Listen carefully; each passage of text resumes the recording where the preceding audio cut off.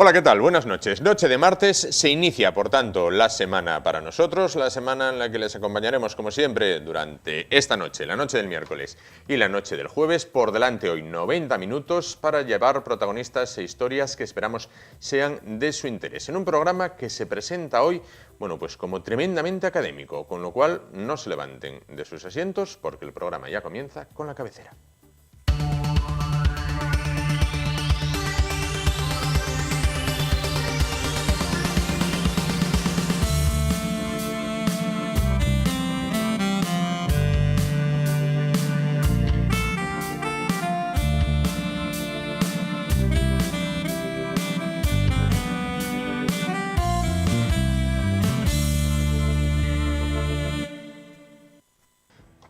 Bueno, pues comenzamos el programa de esta noche hablando de un tema del cual seguro ustedes han oído hablar, de la Ley Orgánica de Protección de Datos, y vamos más allá, Ley Orgánica de Protección de Datos y Garantía de los Derechos Digitales, ya que bueno, ha habido una modificación a la misma aproximadamente desde el mes de diciembre, con lo cual, bueno, pues hablando en términos jurídicos está prácticamente recién salida del horno. Bueno, para hablar de este tema se encuentra con nosotros esta noche pues un experto en la materia. Vamos a recurrir a los profesionales, en este caso, para que nos aclaren qué es, quién la debe aplicar, qué ocurre si no la aplicamos, qué ocurre, bueno, a qué nos enfrentamos, a qué nos arriesgamos. Bueno, vamos a hablar esta noche con Luis del Riego, él es abogado y director de Queipo y Riego Abogados. ¿Qué tal? Buenas noches. Buenas noches. Bueno, pues entonces, por definición, ¿qué es la Ley Orgánica de Protección de Datos y Garantía de Derechos Digitales? Bueno, pues como tal ley orgánica, es una ley orgánica que viene a desarrollar un derecho fundamental, en este caso, que se contempla en la Constitución española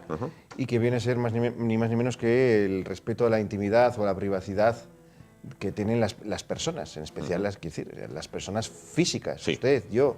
Entonces, esto es una ley orgánica que desarrolla, protege los derechos que tenemos en esta materia y que es, digamos, la traducción, por decirlo de alguna manera, a nuestra nación, a España, sí, del Reglamento Europeo de Protección de Datos que entró en vigor en mayo, el pasado mes de mayo, que se dio tanto bombo y platillo, sí, sí, con algunos añadidos que inciden sobre todo en el tema de lo de la garantía de derechos digitales. ¿Es de obligado cumplimiento esta ley? Bueno, es una ley que es de obligado cumplimiento para cualquier entidad pública o privada que maneje o trate datos de carácter personal, es decir, casi todas. Aquí en este sentido habría que tirar un poquito de las orejas. O mucho, vamos a tirar. A muchas entidades del sector público que tendrían que estar ya adaptadas y dando ejemplo, sobre todo dando ejemplo a la ciudadanía en esta materia, y que todavía no han empezado. Yo hoy sí tengo que, digamos, elevar esta queja un poco públicamente porque me parece que se presiona bastante, ¿no? Siempre sobre los ciudadanos, ¿no? Sí, las pymes, los autónomos, empresas pequeñas, familiares, para cumplir con normativa que luego, pues digamos, quien debe dar ejemplo, que siempre son las entidades del sector público, pues en muchos casos hacen caso omiso. Así que queda ese tirón ahí. Exactamente. Queda ese tirón ahí. Bueno, hay que predicar con el ejemplo, entonces. Sí. Bueno, decía para las empresas, ¿no para los particulares? No, para los particulares no resulta de aplicación. Puede resultar de aplicación en algún caso concreto si, por ejemplo, un particular dispone de un dispositivo de videovigilancia, una cámara de videovigilancia, mal enfocando, digamos, a un sitio abierto, a otras casas particulares o lo que sea. Ahí sí que se puede denunciar ante la Agencia Española de Protección de Datos situaciones como esa. Sí que también ha habido recientemente un caso, es objeto de estudio, de una reciente resolución de la Agencia Española de Protección de Datos que sancionó a un particular por estar haciendo unas fotos fijas a unas niñas en un colegio, ahí en Valladolid, sin consentimiento ni de ellas ni de sus padres y tal. Entonces ahí sí se abrió un procedimiento sancionador. Pero con carácter general el ámbito de aplicación es a empresas, entidades públicas y privadas, lo que he dicho, incluye, por ejemplo, también a las comunidades de propietarios. Las comunidades de propietarios, aunque parezca que no, tienen que cumplir escrupulosamente con toda esta normativa. Pero, sin embargo, vamos con un caso práctico. Ahora que cita las comunidades de propietarios, yo creo que a muchos nos pasa, accedemos al portal de nuestro edificio, hay un tablón allí, una vitrina, y te pone consumos de agua. Primero a tanto, segundo a tanto, tercero a tanto. Y dices, pero ¿por qué yo tengo que estar viendo el agua que consume cada vecino? Sí, no me parece que sea una, digamos, información a poner, digamos, en el tablón de anuncios. Toda esta documentación, aunque más que es una cuestión de protección de datos, es casi una cuestión también de cumplimiento de ley de propiedad horizontal. Se pueden comunicar todos estos extremos, oye, mediante cartas metidas en los buzones o dirigidas directamente a los vecinos y tal. El problema en el que incide la protección de datos, hay dos grandes vertientes en comunidades de propietarios. Uno es el tema de la videovigilancia, sí. Esa costumbre que hay de poner en muchos portales cámaras que son, como se suele decir, de pega, y que realmente, digamos, no están tratando datos, no están ni tan siquiera grabando, se hacen con un carácter, o se ponen con un carácter disuasorio, sí. Y eso está prohibido, o sea, no se puede hacer. Quiero decir, Las la cámaras cámara de mentira no se pueden no poner. se pueden poner. Ni Decir, en ningún portal ni en ningún lugar. Ni en ningún lugar. En una La empresa cámara, ni nada. Exactamente. Tú corres el riesgo, por ejemplo, de que se produzca un delito y que te pidan las imágenes de esa cámara. No existe. O de que la Agencia Española de Protección de Datos te pida explicaciones de esa cámara y encontramos que no la tenemos regulada, porque no tenemos, Claro. pues sencillamente porque no tenemos hecha la protección de datos. Y luego está el supuesto también de los morosos. La información de los morosos, que es la más sensible que se puede colocar en un tablón de anuncios, solamente se puede colocar tras haber seguido unos pasos previos, ¿no? Como sería la comunicación de la deuda de forma fehaciente a ese deudor, y ante la imposibilidad de encontrar cualquier domicilio alternativo, pues en combinación con la ley de propiedad horizontal se nos permite, digamos, colocar una diligencia informativa en el tablón de anuncios sobre esta deuda por un plazo de 3 días. Y hay que cumplirlo así, porque si no nos podemos meter en un lío con protección de datos. Caso práctico. Yo, por ejemplo, tengo su teléfono. Si yo le envío su teléfono por WhatsApp a otra persona sin su consentimiento, ¿estaría incurriendo en... ¿Estaría vulnerando la ley? Sí. Tengo que partir del supuesto de que en este caso tú eres una empresa. No, yo particular. No, tú particular, aquí estamos hablando de un ámbito, vamos a decir, doméstico. Ajá, correcto. Si tú y yo se supone que tenemos una relación, quiero decir, somos amigos o conocidos o lo que sea, y mandas a nivel particular el teléfono a otra persona, hombre, eso no sería de protección de datos. Sería ir demasiado allá. Otra cosa es el supuesto que hubo, que este es igual que el que me preguntas, pero relativo a una empresa, de una empresa de telecomunicaciones o de una empresa de mensajería fue, que bueno, pues mandó a uno de sus mensajeros a un domicilio particular para llevar un paquete. Lógicamente este mensajero pues tenía el teléfono móvil del destinatario y tal, por si acaso no estaba, para poder contactar y tal. Y pues se encontró que en este caso la destinataria pues era una mujer atractiva y tal. Bueno, casos que dejó el paquete y al día siguiente, contando con que tenía el teléfono móvil de esta chica, pues le empezó a intentar whatsappear con ella y tal. Lógicamente la chica pues lo primero que hizo fue reclamar a la empresa, y ante un poco la pasividad o la mala explicación de la empresa optó por denunciar ante la Agencia Española de Protección de Datos, que sancionó a la empresa, por supuesto, por permitir... Claro, por permitir esa práctica. Esta práctica en sus empleados, ¿no? Por listo. Bueno, ¿a qué se arriesga la empresa que no cumpla? Hombre, la empresa que no cumpla, pues vamos a decir, siempre hay dos tipos de daño que puede sufrir la empresa que no cumpla y que se vea en un procedimiento sancionador, o sea, que sea sancionada. En primer lugar, pues un poco el desprestigio social, porque además el reglamento, la normativa que tenemos ahora en vigor, el reglamento, la nueva ley, incluso contempla la posibilidad de publicar estas sanciones, o sea, que decir, pueden tener trascendencia, se puede enterar mucha gente, o sea, es malo socialmente. No digamos ya la cuantía o importe de las sanciones. Claro. ¿Cuáles son esas cuantías? Entonces estamos hablando más o menos de 3 escalones. Sí. En las leves estamos hablando de sanciones que pueden llegar hasta los 40.000 euros. Eso las leves, 40.000 euros leves, las leves. Sí, que harían referencia más o menos a temas formales, sí, ¿no? Los de menos importancia. Luego hay un escalón intermedio que hace referencia a las sanciones calificadas como graves, que van de los 30 a los 400, de los 40 a los 300.000 euros. Y luego ya para las muy graves de 300.000 hacia arriba. Y ahí están, digamos, los escalones superiores, esto que se está oyendo en los medios de comunicación de los famosos 10 millones de euros más 2% de la facturación del año anterior, o 20 millones de euros más el 4% de la facturación del año anterior, aplicándose siempre la cuantía que resulte superior. Con lo cual, hay que decir que las multas son estratosféricas.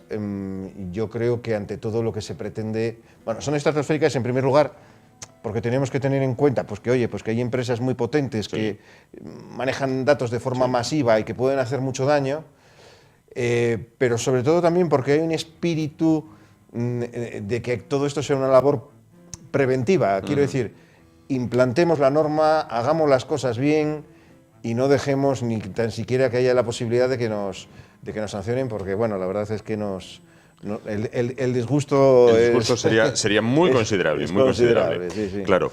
¿Qué es o qué se considera un dato personal? ¿Qué es y qué no es? Sí. Dato personal es cualquier dato que nos haga identificada o identificable a una persona física. Por supuesto, pues los datos de contacto, nombre, apellidos, teléfono, dirección postal, correo electrónico, esto más o menos todas las empresas si nos hacen una ficha de cliente, lo van a manejar. Luego ya va un poco en función de los servicios que nos presten, de los ámbitos en los que nos movamos. Pues hombre, si nos vamos, por ejemplo, con un abogado, digamos, el abanico, el espectro de datos que puede manejar respecto de nosotros es prácticamente... Imagínate, pues puede haber datos de salud, puede haber datos de solvencia, puede haber datos económicos, puede haber datos necesarios para la facturación, de propiedades, de seguros, de todo. O sea que, en caso también de las clínicas médicas, con el tema de los datos sensibles, ¿no? Que se llaman los datos por ejemplo, de salud.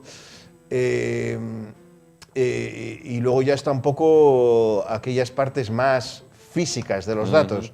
La imagen, la foto, el vídeo es dato de carácter personal. El sonido, la voz es dato de carácter personal.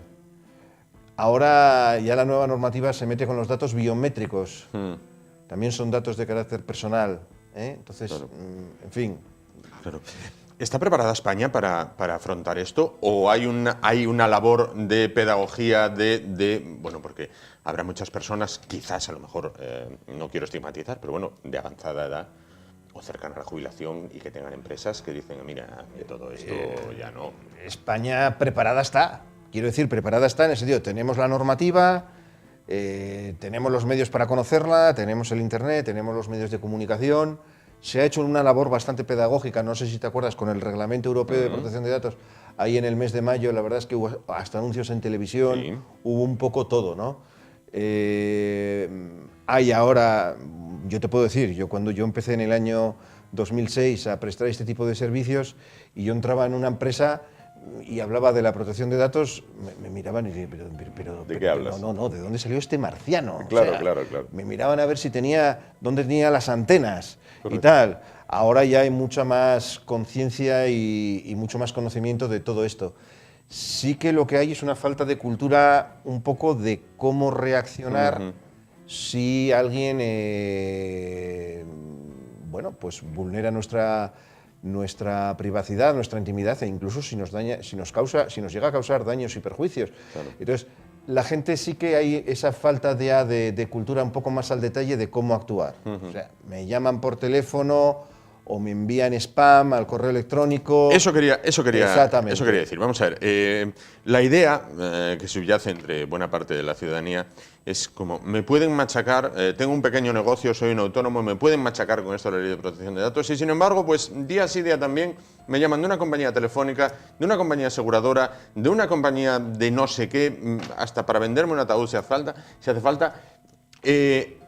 ¿Cómo esa gente tiene mi teléfono y por qué me puede llamar a la hora más incorrecta o inoportuna? Son tremendamente inoportunos. ¿Cómo tienen tus datos? Hay determinadas guías o determinados elementos que se consideran, que tienen la consideración de fuentes accesibles al público. Ese sería el modo legal de obtener datos personales. Luego está modos, en fin, no ya tan ortodoxos. No tan ortodoxos. Entonces, evidentemente, pues ya sabes que hay tráfico de datos, sí. Se pueden comprar, vender, obtenerlos evidentemente de forma ilícita. Aquí sobre todo lo que hay es que tener en cuenta que la normativa nos reconoce unos derechos. Lo habrá oído hablar mucha gente, los derechos de acceso, rectificación, cancelación, oposición, sí. Para datos personales. La Ley de Servicios de la Sociedad de la Información, la famosa LSSI, sí. Y de Comercio Electrónico, también contempla unos derechos cuando nos movemos en los ámbitos de Internet. Si alguien nos manda un correo electrónico, ese alguien tiene la obligación de facilitar un mecanismo de baja sencillo y automático, que no habiendo más que apretar, no nos deberían de volver a mandar comunicaciones, en este caso vía email, me estoy refiriendo más bien a elementos electrónicos. Si aún así se incumple, siempre nos queda la posibilidad de denunciar ante la Agencia Española de Protección de Datos, claro. A lo cual pues, puede acudir un abogado. Sí, lógico. Si alguien, refiriéndonos un poquito ahora al teléfono, si alguien nos llama por teléfono, y ya sabes que además ahora con los horarios que pueden manejar las empresas, pues bueno, muchas llamadas caen en horarios un poco incómodos, intempestivos, ahí existe lo que se llama la lista Robinson.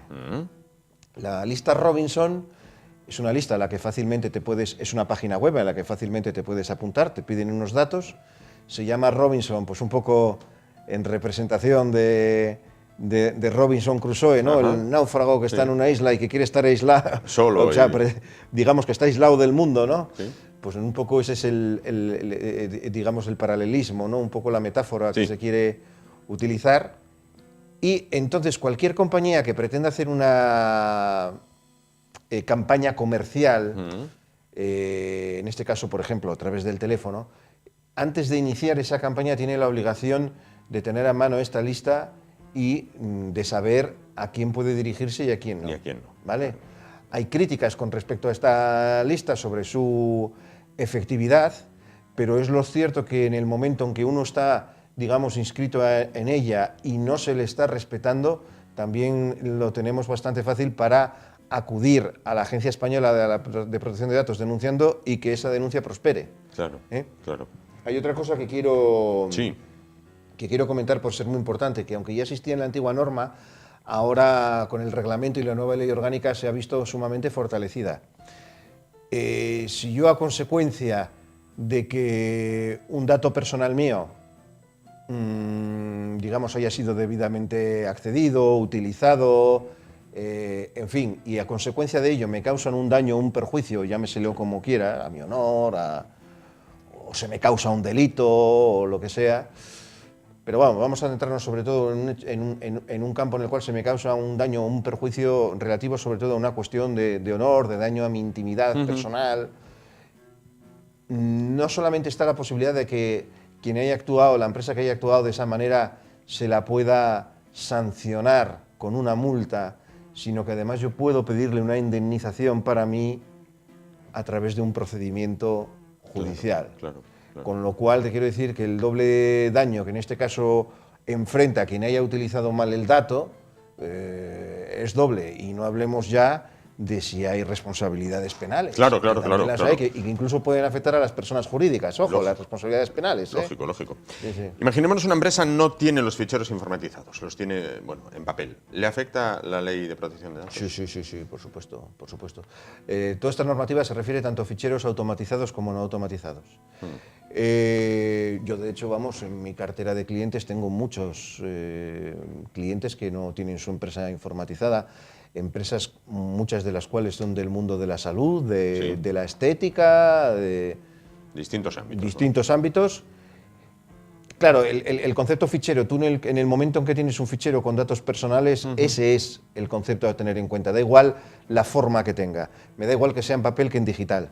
Eso ya es un fichero y eso ya está obligado por la norma. Entonces tú, pues tienes que cumplir las obligaciones, ¿no? Y cuando te llega un cliente, pues presentarle una información de que vas a utilizar los datos para unas determinadas finalidades, que tienes una legitimación o una base legal para utilizar esos datos, le vas a informar si vas a ceder esos datos a otras personas, ojo, porque si no podríamos estar hablando ante una cesión ilegal de datos que está bastante sancionada, y le debes informar de manera muy importante de cuáles son sus derechos, dónde, cuándo y cómo puede ejercitarlos. Y esta persona, lo mismo que de cliente, lo mismo que tus trabajadores, lo mismo que las personas que te dirigen currículums, deben de aceptar expresamente esa información que tú le sometes a su consideración y dar su consentimiento expreso, que es lo que ahora nos exige la normativa, obtener el consentimiento expreso, muy especial de los clientes, y si ocurre algo, digamos, tener la posibilidad de acreditar que cuentas con ese consentimiento que te ha dado un posible afectado, un posible denunciante, ¿no? Bueno, para finalizar, como resumen, las empresas que ya lo tienen implantado, que lo cumplan, y las que no, que se aprieten un poco el tema, porque si les pescan puede ser muy gordo. Exactamente, las empresas que lo tienen, que lo cumplan y que sean, quiero decir, que sean proactivas, que no dejen la carpeta en la estantería, como se suele decir. Y las que no lo tienen, pues que lo hagan ya, porque es una pequeña labor preventiva que, sinceramente, por poco dinero, el daño que te puedes evitar es pues ni más ni menos que la continuidad de tu negocio. O sea, Pues Luis del Riego, abogado, director de Queipo y Riego Abogados, muchísimas gracias por explicarnos los entresijos y la aplicación de la Ley Orgánica de Protección de Datos y garantía de los derechos digitales. Muchas gracias por estar con nosotros esta noche. Muchas gracias a vosotros y buenas noches. Buenas noches. Nos vamos en un momentín a publicidad, un par de anuncios, volvemos y continuamos el programa esta noche. Hasta ahora.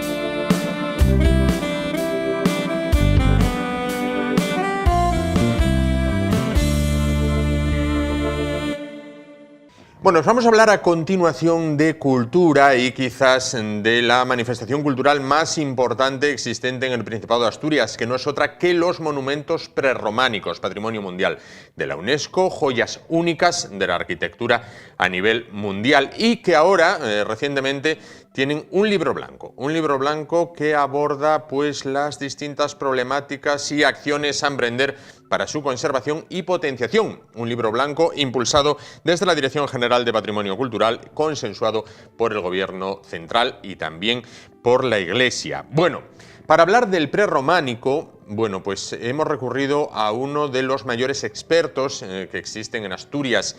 Se trata del profesor universitario Lorenzo Arias Páramo. ¿Qué tal? Buenas noches. Hola, buenas noches. Bueno, entonces, ¿conoce el libro blanco? ¿Qué valoración puede realizar sobre el mismo, a priori?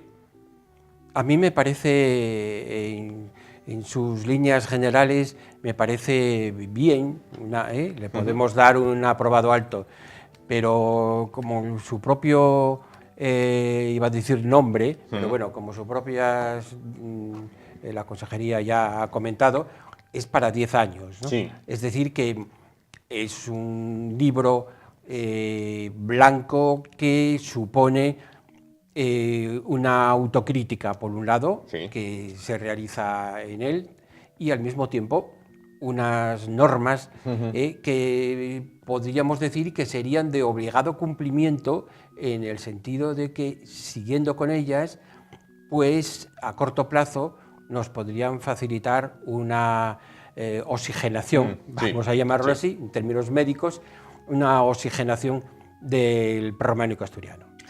Bien, en su opinión y bajo su criterio experto, ¿qué radiografía podemos hacer del prerrománico asturiano a día de hoy?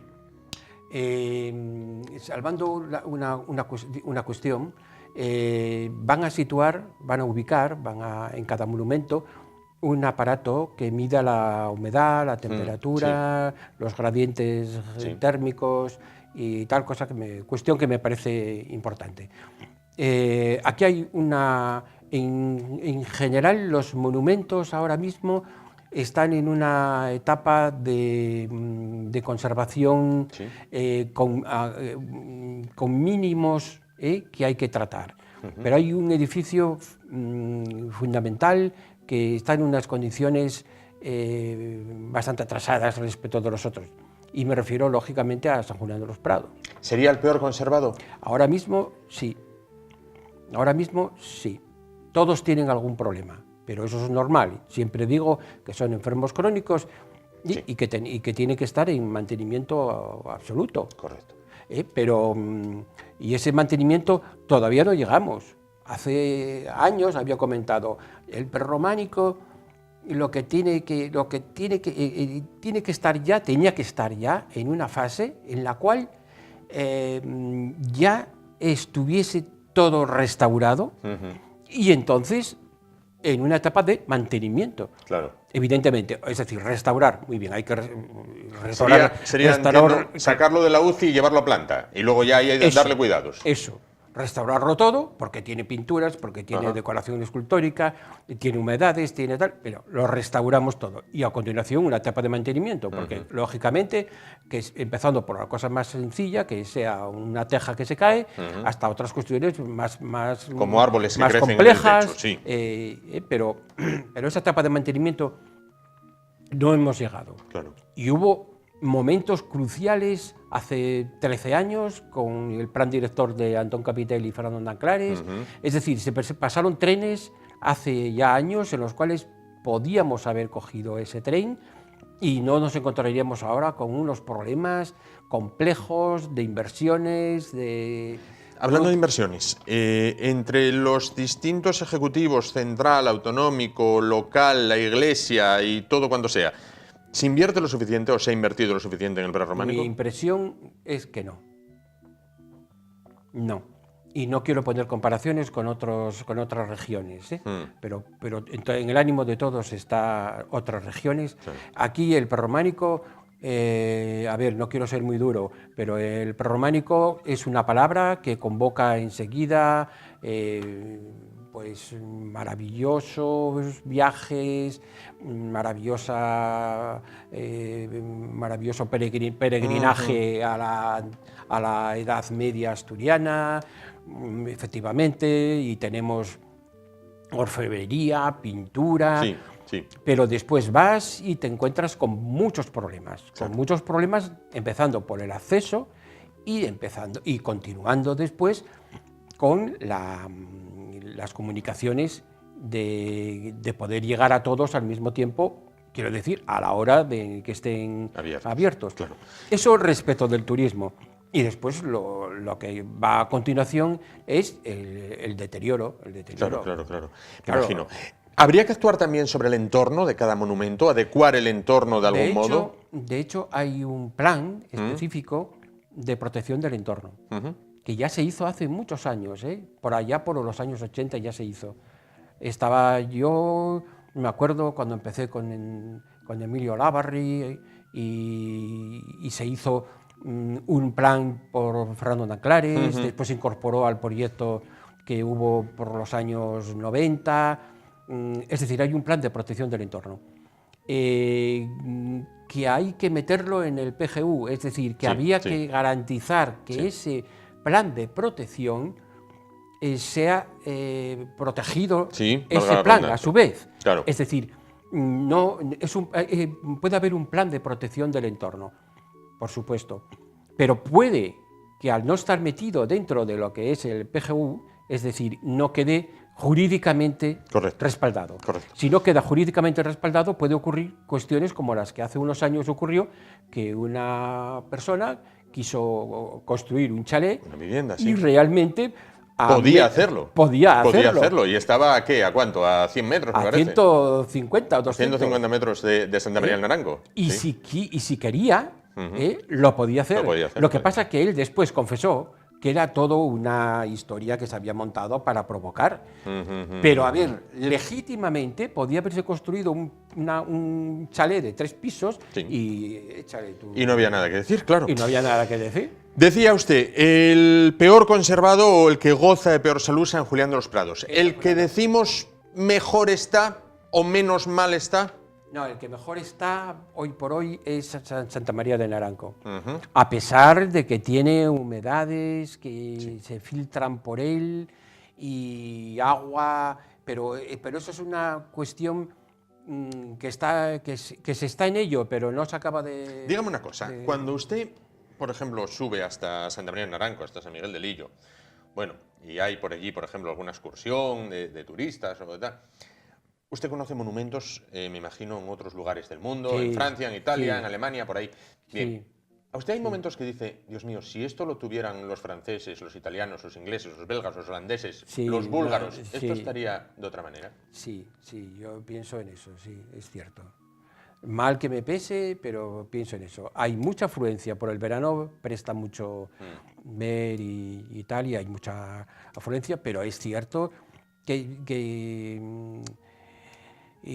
se necesita mucha más holgura, digamos así, más agilidad, ¿no? Más refuerzo quizás de guías, pero eso ya lo hacen, ¿eh? En Santa María y en San Miguel concretamente está muy bien ahí, a nivel de guías turísticos está muy bien. Correcto. Falla una cuestión que es el entorno. Sí, sí, sí. El entorno falla, porque ahora las prubinas, como yo las llamo, Santa María y San Miguel, pues parecen esculturas, porque se les ha quitado, en parte, ha habido una tala indiscriminada alrededor de árboles. Se plantaron unos robles, pero claro, unos robles que crecieran desde abajo. Sí. Y esos robles, pues claro, bueno, roblecinos, pues los probes los pisaron y aquello ya, claro, lógicamente ya no hay ni robles ni nada, y encima tardan en crecer, claro. Con lo cual... Se pierde el tema. Bueno, perdón, el Museo Arqueológico, ubicado en Oviedo, ¿qué papel debe jugar? El Museo Arqueológico lo trata en el libro blanco, se habla expresamente del Museo Arqueológico, y además se habla en unas condiciones muy, muy autocríticas. Sí. Cosa que, bueno, es de, digamos así, es de agradecer el que haya una autocrítica, porque eso supone que evidentemente ya se reconoce un hecho que es fruto de las administraciones anteriores, de los avatares políticos y de otras cuestiones, ¿no? Pero evidentemente un museo arqueológico como el asturiano tiene que tener mucha más fuerza, mucha más potencia, tanto interna, es decir, el material que se expone puede estar todavía mucho mejor expuesto, correcto, con mayor calidad de material y reforzándolo, porque en los almacenes hay material muy, muy, muy importante. Después, tiene que ser gestor, es decir, tiene que potenciar excavaciones arqueológicas, tiene que dirigir excavaciones arqueológicas. Sí. Un motor tiene que ser, un motor. Un motor, esa sería la palabra, ¿no? Sí. Tiene que ser dinamizador, a su vez. Y además, por el carácter científico que tiene, pues respalda todas las intervenciones que se puedan realizar. Y después, internamente. Internamente tiene que tener la suficiente capacidad como para crear libros, publicaciones, guías, ¿no? Y a su vez guías tanto materiales como de guías que guíen a su vez, ¿no? Y que expliquen las diferentes áreas de conocimiento del Museo Arqueológico. Es decir, que realmente se convierta en un núcleo, en un foro, en un núcleo activo, y no en la situación en la que está ahora, relegado a un muy segundo plano, ¿no? Claro. Bueno, hablábamos recién de San Julián de los Prados. Es usted autor de una guía histórico-artística, que bueno, aquí la tenemos, donde habla largo y tendido sobre este templo. Bueno, me decías el peor conservado. ¿Qué papel juega? Supongo que se lo habrán preguntado 800.000 veces, pero vamos a preguntar una vez más. ¿Qué papel juega la autopista Y a 4 metros? La autopista juega un papel demoledor, ¿no? Ahí, nunca mejor dicho. Esperemos que eso funcione, que eso vaya, que cuaje el bulevar, ¿no? Es la única salvación que tenemos, ¿no?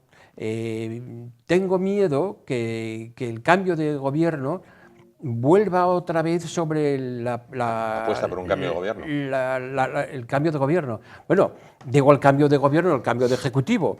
Correcto. Es decir, pueden estar los mismos que están ahora, pueden estar otros, pero y esa es una cuestión clave. A ver, no se crean políticas en las cuales un cambio de gobierno no suponga un cambio radical de todo. Porque aquí todos quieren empezar desde cero, como si no se hubiera hecho absolutamente nada. Y entonces así nos encontramos, ¿no? Claro. Consecuencia, y no derivándolo para otras áreas de políticas, sino derivándola precisamente para nuestro caso de Santullano, lo que tengo miedo es que se vuelva otra vez a la historia de la losa. Sí. Porque claro, eso ya sabemos que hay. Yo tengo en mi poder 3 informes geológicos de hace 8, 9 años, en los cuales, a ver, es un suicidio. Es provocarle un suicidio a Santullano. Claro. Como se profundice 15 metros, que es lo que se necesita para la caja y para después hacer la losa. Es decir, sobre eso ya no podemos hablar más. En la actualidad está este tramo, que es bastante complicado, por lo que se ve, de que salga. Tenemos de plazo hasta el 2023, en el cual vence el importe financiero que subvenciona la Comunidad Europea para el bulevar. Es decir, que como se cambie de proyecto, evidentemente, como hagamos otra cosa, nos lo retiran. Claro. Pero si seguimos en esta onda, hasta el 2023 tenemos tiempo para construir el bulevar. Quiero preguntarle también por otro tema del que sé que está preocupado y que conoce muy de cerca. Vamos a ver. La muralla medieval de Oviedo. Los fragmentos que se conservan, principalmente en la calle Paraíso, ¿vale? Sí.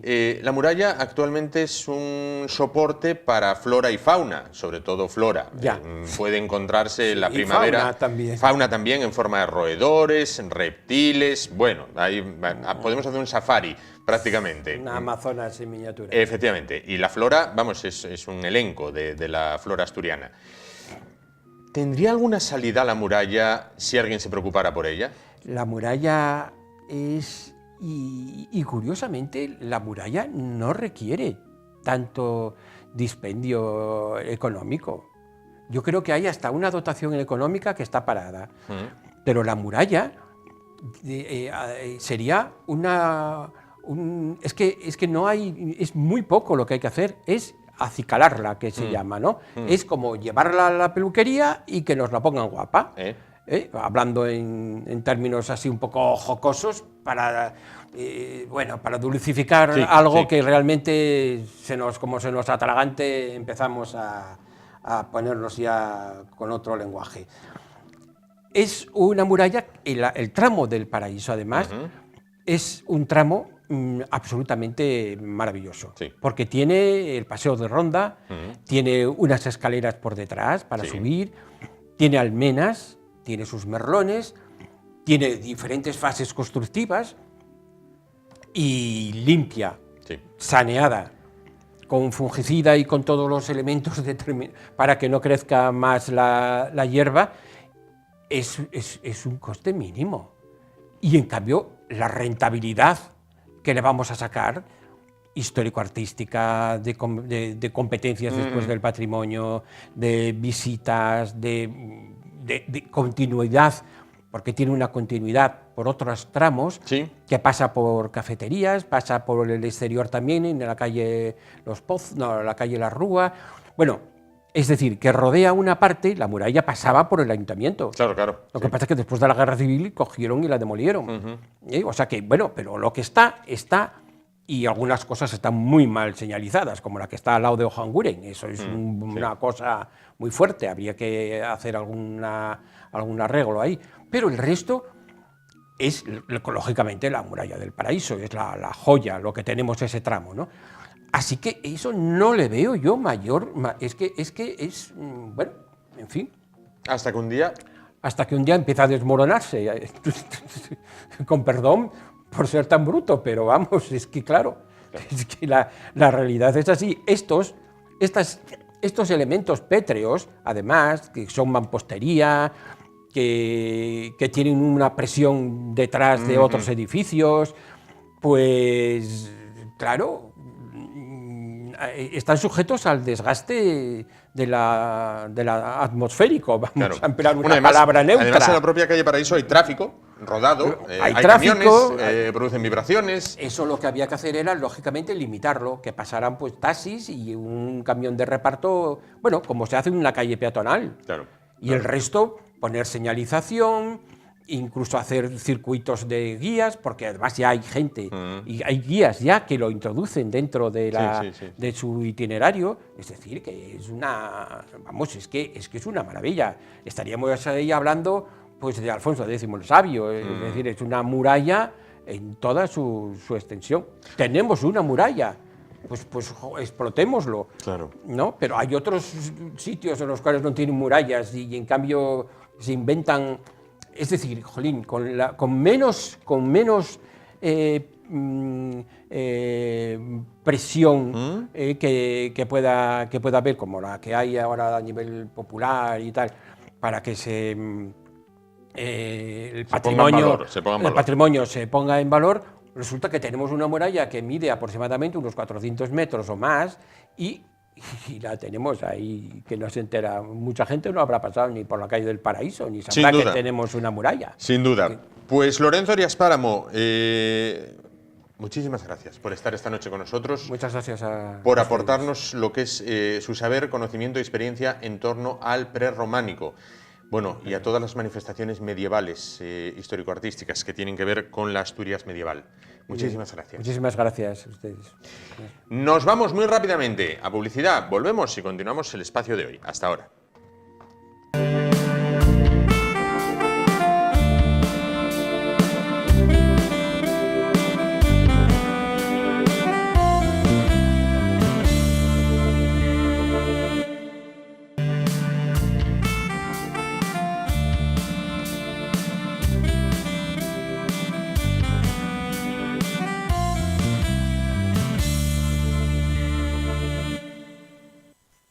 Bueno, pues vamos a continuar el programa de esta noche cuando a cualquier escolar o bachiller le preguntan, bueno, pues por algún filósofo ilustrado, por algún pensador de la Ilustración, bueno, pues quizás al 99,9% de la gente le vengan a la cabeza tres, que son Rousseau, Voltaire y Montesquieu. Si ya afinamos más la pregunta y pedimos ilustrados españoles, la cosa ahí ya va un poquito más coja. Si decimos ilustrados asturianos, el 99,9% de la gente también puede que diga Gaspar Melchor de Jovellanos. Sin embargo, hay un gran olvidado en el tema del pensamiento crítico en la España del siglo XVIII. Se trata de Fray Benito Jerónimo Feijóo. Bueno, pues precisamente durante estos días recién, bueno, pues se ha presentado lo que es el segundo tomo de las cartas eruditas y curiosas que realizó este religioso, que está enterrado en Oviedo, en la iglesia parroquial de Santa María la Real de la Corte. Y muy cerca de este templo, en lo que es el actual Museo Arqueológico, se conserva una réplica de la celda en la que vivió. en ese monasterio. Bueno, para hablar de este libro y para hablar de la figura de Fray Benito Feijóo y de por qué está tan olvidado para el gran público, se encuentran esta noche con nosotros Inmaculada Urzainqui. Ella es catedrática emérita de la Universidad de Oviedo. ¿Qué tal? Buenas noches. Muy buenas noches. Y junto a ella está Eduardo San José, profesor titular de la Universidad de Oviedo. ¿Qué tal? Buenas noches. Buenas noches. Ambos en el área de literatura y ambos investigadores del Instituto Feijóo del siglo XVIII, de estudios del siglo XVIII. Bueno, para empezar, ¿qué nos encontramos en este tomo voluminoso? Está Feijóo, porque toda su escritura es una escritura muy personal, y están los múltiples temas que hizo desfilar por estas páginas, como lo había hecho anteriormente con su obra anterior, El Teatro Crítico Universal, y como lo va a seguir haciendo en los otros 3 tomos que completarán la obra de las cartas eruditas. Feijóo optó por una escritura miscelánea, ensayística, muy apta para que fuera entendida y apreciada por el gran público, con el afán de sacar a escena, y así lo hizo con el Teatro Crítico Universal, con ese nombre de construir una suerte de teatro virtual al que sacar todos los temas que él quería tratar, que eran muchísimos. Entonces concibió un gran proyecto de carácter misceláneo que se manifestó primero en los 8 tomos del Teatro Crítico, que empezó a publicar en 1726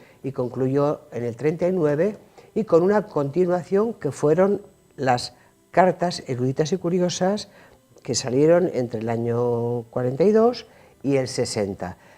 Formando un voluminoso conjunto de ensayos, aunque en este caso se trata de estar en un formato epistolar, porque muchas de estas cartas, como hemos podido verificar, en realidad fueron cartas que él contestó a preguntas de los múltiples corresponsales que tenía, y otras se las inventó para poder tratar de lo que quería. Pero en todo caso fue un autor que quiso hablar de todo, menos de teología, que era su profesión, era catedrático de teología, porque entendió que lo que España necesitaba era esta literatura mixta, miscelánea, mezclada, en la que pudieran concurrir la ciencia, la crítica, la filosofía, la ciencia en todas sus formas, el humor, la historia, etc. Entonces es una obra muy variada, que esto le da un particular atractivo, y muy abierta. Claro. Y en este sentido, ya que estamos aquí en un ambiente periodístico, podríamos decir que viene a coincidir en gran medida con lo que es el periodismo. Algunos incluso hablaron de Feijóo como periodista. Yo creo que no era exactamente así, porque la prensa en España todavía estaba muy poco desarrollada y lo que él hacía era otra cosa, no había esa dosificación periódica propia de la prensa, pero sí que ante los ojos de los lectores pudiera presentarse un panorama amplísimo, pero con un objetivo que lo distinguió especialmente, y es que todos los temas que él trató los presentaba allí no como meras curiosidades, sino para que, por una parte, para invitar a pensar, a forjar el espíritu crítico de sus lectores, y por otra parte, para mostrar todos los avances que se estaban desarrollando en el ámbito científico y filosófico en Europa. España estaba muy aislada entonces, y proponer temas de actualidad en todos los campos, y siempre con el afán de reformar lo más caduco de la sociedad y de rescatar, de contribuir a eliminar las muchísimas creencias infundadas, errores y supersticiones que en aquella España, en la España de aquel tiempo, pues eran muy comunes. Entonces quiso promover el espíritu crítico, la reforma, y con todo ello hizo una labor extraordinaria, una formidable acción intelectual que está en la base de la Ilustración española. Entiendo. ¿Cómo surge la idea de ponerlo en marcha? Ya no solo este tomo, sino el anterior, y bueno. Contesto yo.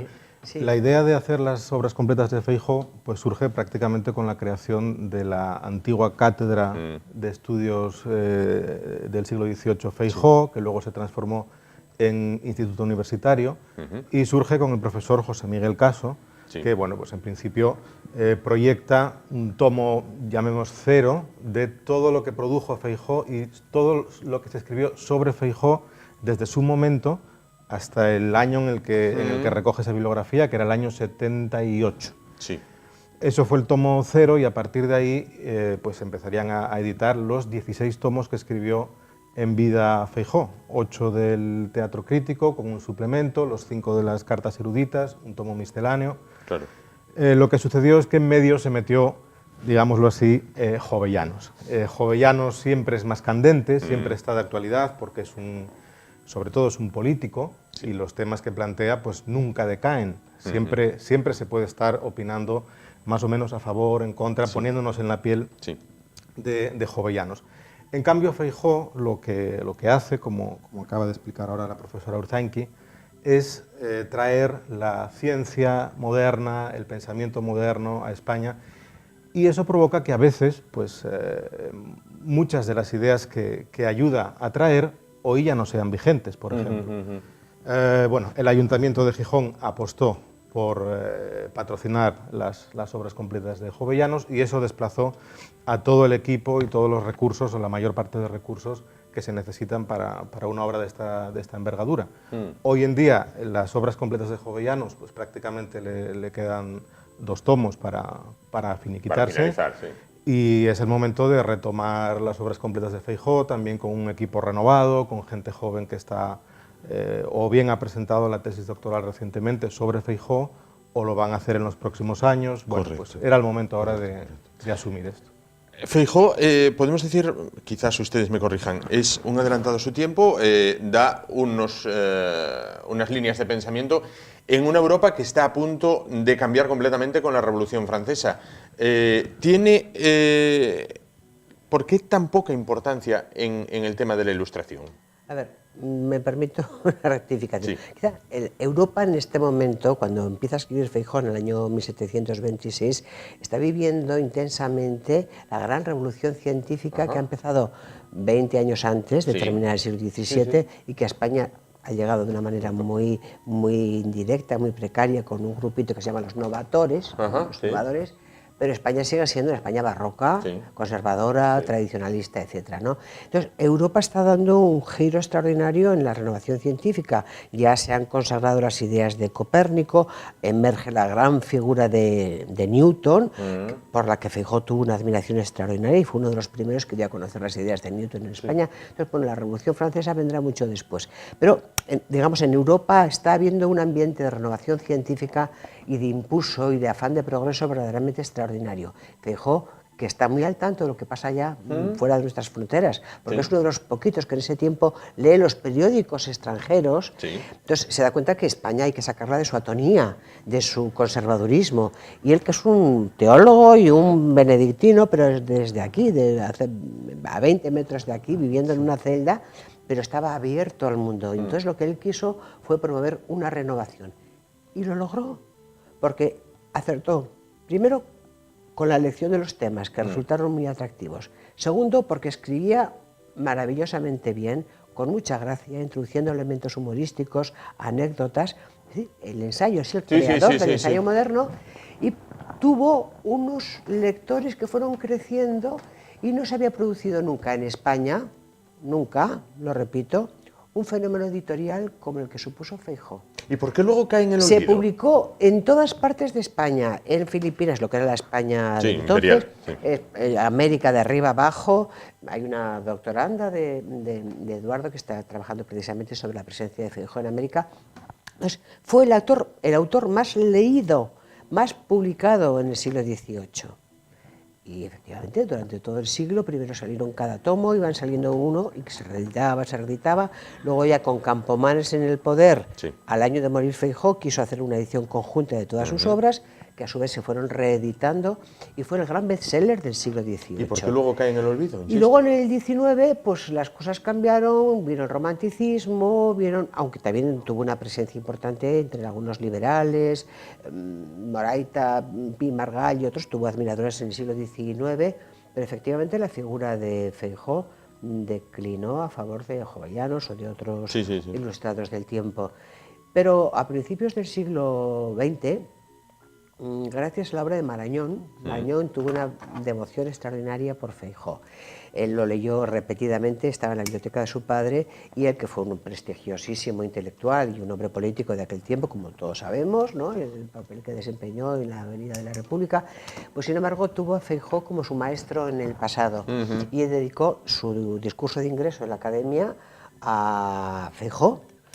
Y ahí estaba representada toda la clase política española, y entonces él hizo un discurso que se transformó después en el libro importantísimo, Las ideas biológicas del padre Feijóo, y contribuyó a dar un espaldarazo a la figura de Feijóo y a que poquito a poco empezase otra vez a la renovación por el interés de Feijóo. Pero en todo caso es cierto que el siglo XIX, pero bueno, cuenta con algunos admiradores y admiradoras importantísimas, por ejemplo, pues Concepción Arenal o la Pardo Bazán, que uno de sus escritos, la que está de moda porque acaban de publicar su magnífica biografía, pues uno de sus escritos lo tituló Nuevo Teatro Crítico en homenaje a Feijóo. A Feijóo, en pero este es caso. cierto que la onda expansiva que tuvo en el 18 en fin, declina en el 19.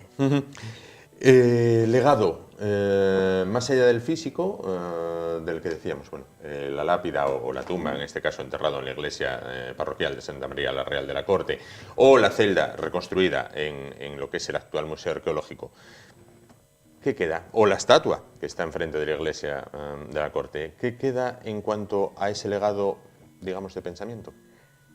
Yo creo que queda mucho todavía por estudiar, pero Feijóo, hablamos de Jovellanos, Jovellanos leyó y admiró a Feijóo. Campomanes, las grandes figuras de la Ilustración española, todas son deudoras de Feijóo. Hay múltiples actividades, las sociedades económicas, que tienen la impronta de Feijóo. Tuvo una difusión y una influencia extraordinaria en su tiempo, y la influencia a través de esos grandes autores nos llega a nuestros días. En fin, a Feijóo lo encontramos en el siglo XVIII en multitud de obras como una referencia, como un maestro, el gran maestro, al que todos respetaban. ¿Es el paradigma de cuando a los escolares se les explica la historia de España? Se dice, bueno, España era una sociedad dominada por un clero intransigente, oscurantista, que mantenía al pueblo en la superstición. ¿Es paradójico que él fuera fraile benedictino? A ver, no es paradójico, porque él fue un hombre con un espíritu civil extraordinario. No te olvides que estamos en un proceso de secularización, de separación. Entonces Feijóo tuvo muy claro que una cosa era la esfera de lo religioso, él fue un hombre profundamente creyente, y otra la esfera de lo civil, y que no había que mezclarlas. Lo de Dios para Dios y lo del César para César. Y él, por ejemplo, tuvo que sufrir ataques muy serios porque él manifestaba su admiración por el gran filósofo Bacon, el gran renovador de la ciencia europea, ¿no? O por Newton, o por muchos de los científicos, sobre todo ingleses, pero también franceses.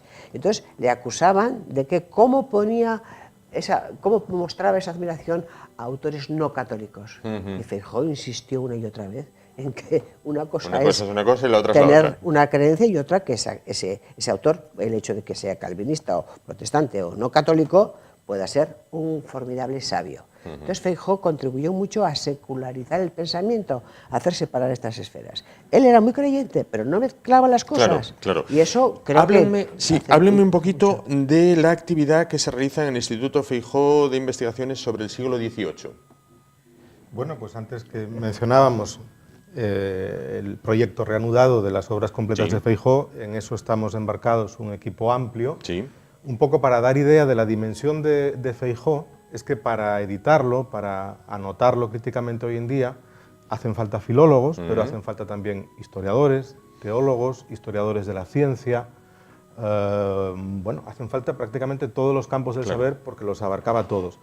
Entonces, en buena medida, estamos embarcados en la publicación de las obras completas de Feijóo, pero al margen de eso tenemos una revista, los cuadernos de estudios del siglo XVIII, realizamos periódicamente congresos internacionales, tanto en Oviedo como fuera. Por ejemplo, ahora en junio vamos a hacer uno en Toulouse, con un convenio con la Universidad de Toulouse.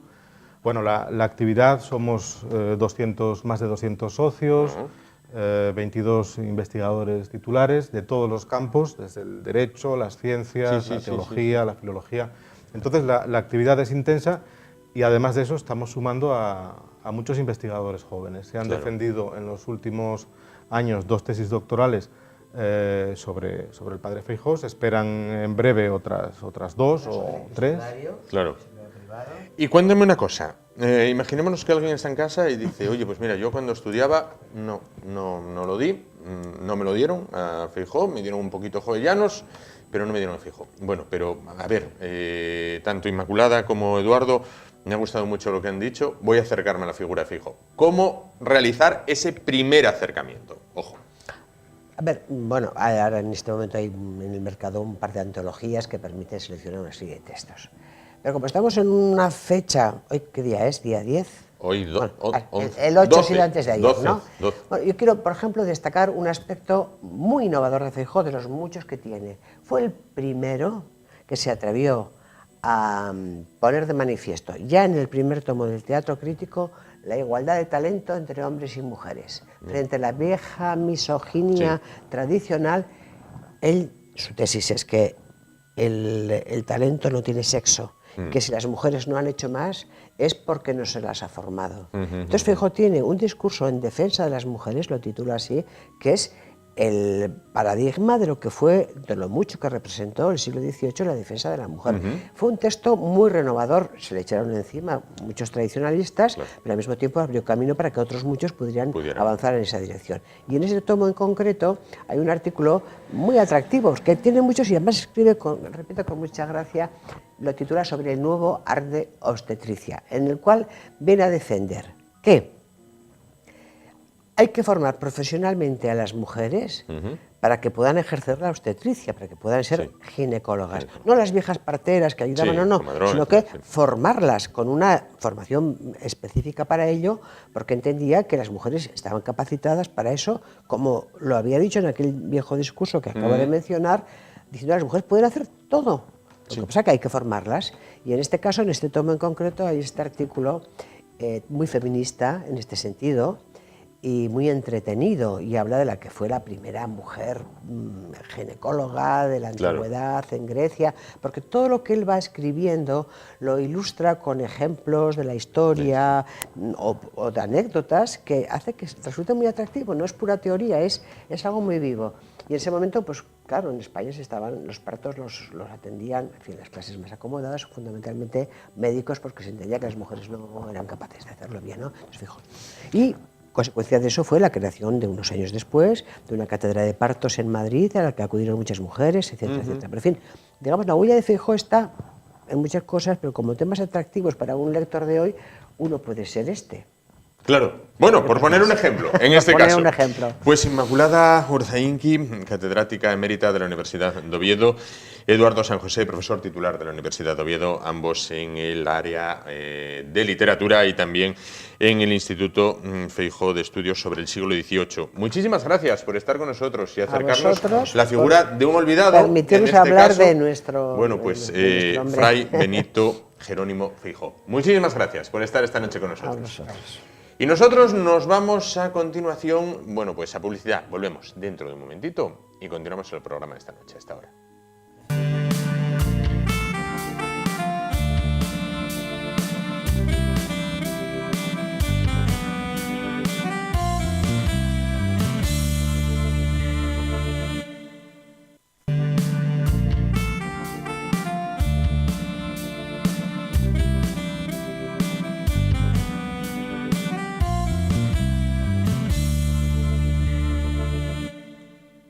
Bueno, pues vamos ya a finalizar lo que es el programa de hoy, primero de esta semana.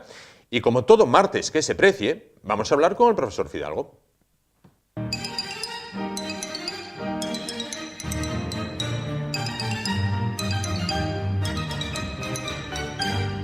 Profesor Fidalgo, buenas noches. Buenas noches, ¿qué tal los carnavales? Bueno, los carnavales bien, bien. Pues de aquel modo, disfrazándose un poquitín con la mujer y con el chiquillo y bueno, bien. O sea, en abundancia de comer y beber y todas esas cosas. Sí, unos frisulinos por aquí, pocos porque continúo esa campaña de la dieta, ¿vale? Que me ha llevado desde los 96 kilos en el Día de Reyes a los 85 actuales. Van 11 perdidos. Van 11 perdidos. 11 quemados. Vamos a, como dicen los cursis, vamos a quemar calorías.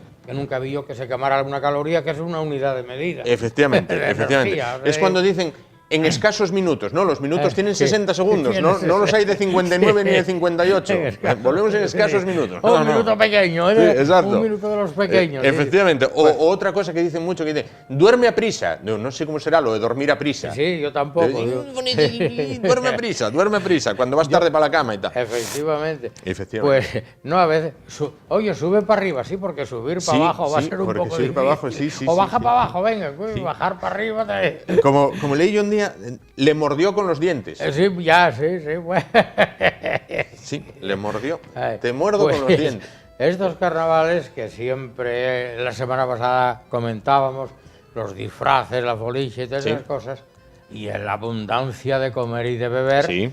porque a partir de mañana, Sí. miércoles de ceniza, entramos ya en la Cuaresma, en los 40 días penitenciales antiguos, Sí. porque hoy ya ni hay penitencia, ni Ni hay nada. Cuaresma, ni hay Ni hay nada, ni res de res, Ni que res dicen de los res. catalanes. Los catalanes, sí. Pero bueno, tiene su historia, porque el domingo del gordo, que decían el domingo de Antroxu, Entroso. o de Antruejo, Sí. o de Antroido, según las zonas de Según Asturias, las zonas, porque sí. aquí cuando hablamos del bable, el Antroido, el Antruejo, Antroido Godoiro pasou por Arbón, Antroido sí. Godoiro Sí. pasou por Arbón, cun cesto na mao comendo rapón.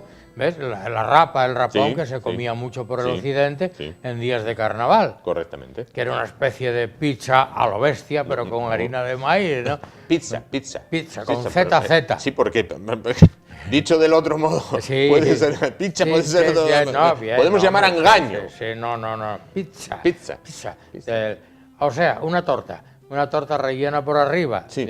Pero ahí es de torta de maíz, pues con también se comía la rapa, le llamaban la rapa, ¿eh? Y por el occidente tienen ese cantar, Sí, Antroido, sí, sí, sí. Godoiro, el Bueno, Antrojo. y esto del miércoles de ceniza, ¿cómo? Iba a decir, la Bien. pregunta no está bien formulada, pero voy a hacerla así. ¿Cómo funciona esto? Bueno, ¿cómo funciona? Bien, el miércoles de ceniza marca el inicio De la Cuaresma. jornada penitencial de la Cuaresma, es decir, 40 días de penitencia previos a la pasión, a la Semana Santa, a Sí, la sí, muerte de crucifixión de Jesús de Nazaret, de Cristo. correcto. Bien. Entonces, en la antigua costumbre, esos 40 días eran 40 días de penitencia, de ayuno y de abstinencia. Sí. Abstinencia quería decir privarse de todo tipo Sí. de carnes o derivados de carne, Sí. y ayuno venía a ser un poco lo que ahora es en los musulmanes el Ramadán, 40 días de hacer una comida sola al día. Otra cosa es que se permitiera un desayuno pues suave y una cena también suave, sí, ¿no? sí. Pero según las costumbres. Y entonces el privarse de carne y de derivados de carne y sustituirlas pues por comidas a base de pescados y a base sobre todo de vegetales y legumbres. Talizas y todo esto. ¿Qué pescados? Hombre, en los sitios de costa, pues está bien claro, los pescados que había en la costa. No hay más. Que pueden ser desde sardines, parroches, Sardinas. bocártelos, chardes, lo que sea, bonito, besugo, bla, bla, bla, bla. O incluso pescados curados también, pescados especiales, Sí. tipo el curadillo, o en Galicia el pulpo curado, la sí. merluza curada, etcétera, etcétera. Y en sitios de tierra adentro ya tenían que ser pescados curados, salvo los pescados de Sí, río, sí. barbos, etcétera, que hubiera en el río, ¿no? Percas, tencas, etcétera, pero sobre todo eran barbos del río. ¿Qué pescado curado? El bacalao. Una vez que el bacalao, la captura y pesca del bacalao, a partir del siglo XV-XVI se hizo masiva y era el bacalao salado. Por eso a la Cuaresma, en los dibujos antiguos, se la representaba como Sí. una vieja Sí. encorvada Sí. de 7 pies, uno por cada semana, Ah, bueno, claro. 7 pies. En una mano llevaba un rosario y un misal, un libro de rezos Sí, sí. penitencial, y en la otra mano un cesto donde salían unas verduras y apuntaban unas ¿cómo se llama? unas piezas de bacalao seco. De bacalao. O sea, a la Semana Santa se la asociaba siempre al bacalao. Y prueba de ello es que ya algunos restaurantes, no solo de Oviedo, sino de Asturias, ya destinan unas jornadas del bacalao. Sí, efectivamente. Y digo yo, ¿usted conoció esa época del ayuno y abstinencia? Del ayuno y abstinencia solo prácticamente se practicaba en los monacatos y conventos, ¿no? De monjas y monjes. ¿Y lo de no comer carne esos días? Eso era determinados días de la Cuaresma, que era el día del miércoles de ceniza, tal como mañana, era ayuno y abstinencia. Es decir, no carnes y solo una comida, aunque algo de desayuno y algo de cena, siempre muy suave. Y luego era también el día de Viernes Santo, sea en Cuaresma, ya en la Semana Santa. En los demás era solo abstinencia los viernes de Cuaresma, no toda la semana, solo los viernes. Pero no le tocó hacer eso, ¿no? ¿O sí? ¿Perdón? ¿No le tocó hacer eso, o sí? Sí, claro. Luego esto ya se fue suprimiendo, ya era yo adulto. Adulto. Pero lo que pasa es que había una serie de exenciones, por ejemplo, estudiantes en época de exámenes y de tal, que tenían una labor, pues estaban exentos de la abstinencia. Trabajadores que fueran labores de actividad física forzada, por ejemplo, pues un picador de mina y tal, o algo de esto, deportistas de tal, pues que de alto consumo energético estaban exentos, mayores de 60 años estaban exentos, gente que tuviese alguna enfermedad, se cuenta que en muchos monasterios, en cuanto había días de abstinencia o de ayuno, la cantidad de enfermos aparecían en los frailes, que me duele, ¿no? Bueno. Ahora en otros sitios sí, la abstinencia y el ayuno se llevaban muy a rajatabla, ¿no? El ayuno tenía una ventaja, que era el olvido. ¿El olvido? ¿Cómo el olvido? Porque si una vez te olvidas y rompes...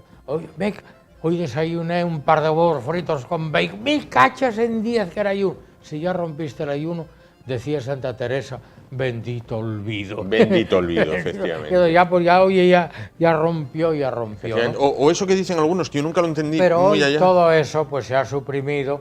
Dice, hombre, pues mire usted, si quiere hacer abstinencia, pues mire, dé una limosna y...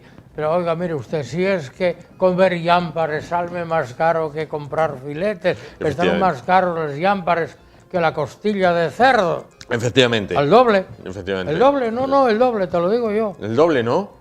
Hoy, los oricios están a 12 y a 13 euros y a 14 y a 15 euros el kilo de oricios, que no llega a una docena. Mucho.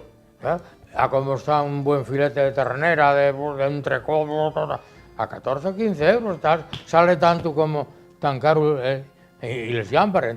Oye, compro unos chuletes de cerdo, o compro un picadillo de cerdo, hago unas patatas fritas con picadillo y huevos fritos. Claro. Bueno, ¿y qué receta hay así que usted nos pueda dar así para Cuaresma? Una receta... Hombre, yo el bacalao. Sí, a ver. Yo soy un forofo del bacalao. Yo también, ¿eh? Yo, los únicos dos pescados que me gustan, tengo que decirlo, es el salmón y el bacalao. Lo demás no me gusta. Antaño, cuando yo era joven, neno, en la época del racionamiento. El racionamiento. Que el bacalao era... Un día tiene que explicarme cómo funcionaba la cartilla del racionamiento.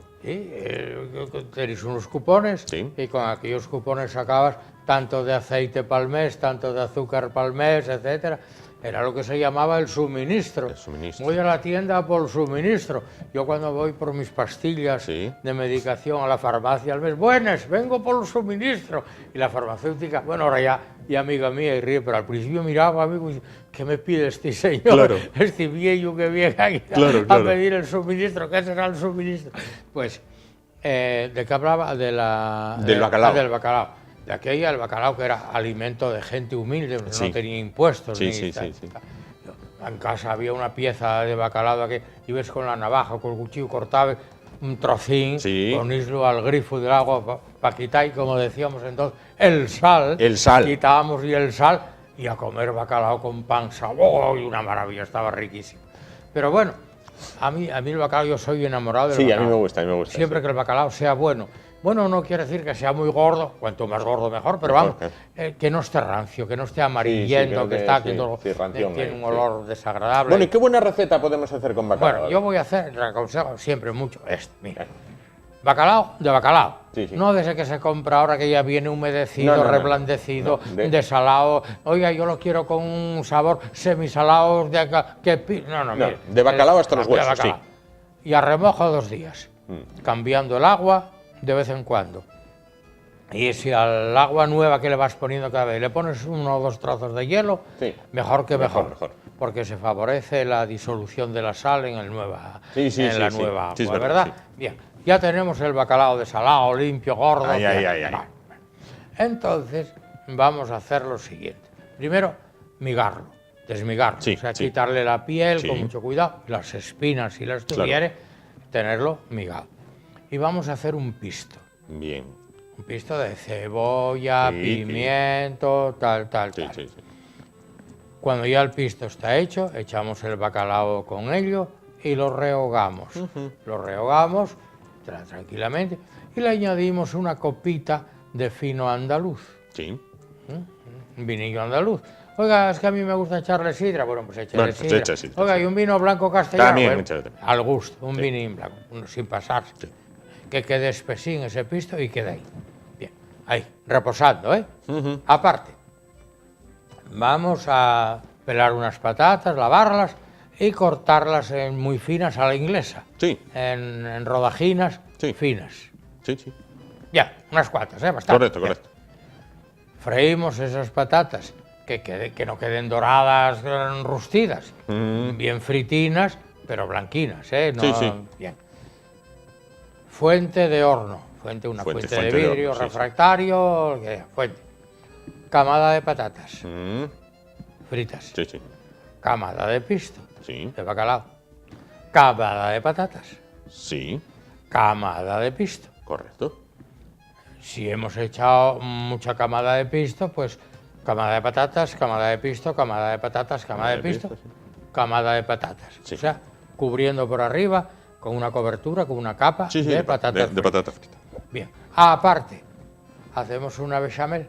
Una bechamel espesita, bien, no muy líquida, tampoco demasiado espesa. Sobre la cobertura de patatas, una bechamel. Un espolvoreo de mantequilla por encima de la bechamel, un poquitín de queso parmesano. Bien. Y a gratinar al horno. Eso es placer de dioses en el Olimpo los sábados por la tarde, aunque sea ayuno y abstinencia.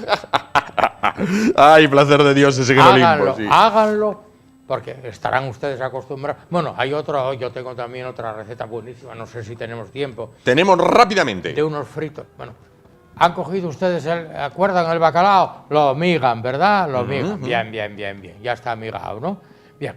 Entonces ahora hacen lo siguiente. Una pasta como para rebozar. De huevo y harina, un poco espesita. Y le echan unas cucharadas de miel. ¿De miel? De miel. Qué curioso. De miel de flores, lo que no sea una miel muy fuerte, pero de miel. Sí. Cogen ese bacalao migado y lo meten en la pasta esa de rebozar, de freír. O sea, hecha con harina, huevo y un poco de leche. Y esa pasta, una espesita, meten el bacalao allá con la miel y tal y lo mezclan todo. Aceite, sartén de aceite con bastante abundante aceite bien caliente. Cucharada de esa pasta y a freír. Tipo buñuelo, va a quedar como hincha para arriba, queda como buñuelo. Va hecho de forma que no se peguen unos a otros. Pues caben 5, 6 o 4 según, pero cucharadas, a freír, hinchan para arriba.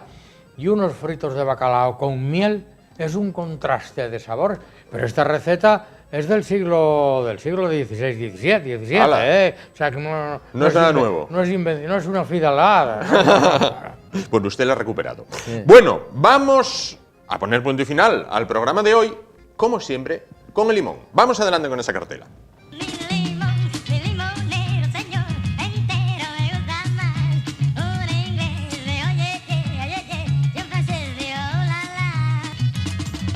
Bueno, pues vamos a probar fortuna, porque llevamos ya encadenando unas cuantas 2 semanas que nada. y nada. Nada. Hoy, otra vez. Va a probar A otra ver. vez ahí a hacer una Esto trampuca, es hacer una trampuca. Eso primer- es un poco no, trampa. no hay mucha adhesión, no veo yo mucha no adhesión veo aquí. yo que sea A ver, esto. ahora otra adhesión aquí. Point, Eso point, es, está bautizándolo, Asperges está bautizándolo, me domine bautizando. soquo mundavor, lavabis me, A ver, no, A ya ver. digo yo que no. a ver. que ¡Epa! no, Abajo, que no, abajo, que abajo. me han No cambiado- ha habido que me han manera, cambiado no ha limón, habido que me han forma, cam- modo ni manera. Que me han No. cambiado limón, demonio, nada, que no, está, que no. está rebelde, este limón ya no es amigo, como era el otro. Sí, el otro era el limón otro amigo. era amigo, sí. Bueno, ya tenían confianza de unas cuantas Bueno, semanas. tanto tiempo menos. Claro, Otro día cuento lo del besugo y Julio Camba. Bien, pues quedamos emplazados para eso, como les emplazamos a ustedes, para verles mañana. ¿Cuándo? A partir de las 10 de la noche. ¿Por qué? Porque hay que vernos, hay que estar aquí en Asturias Televisión. Hasta mañana. Gracias.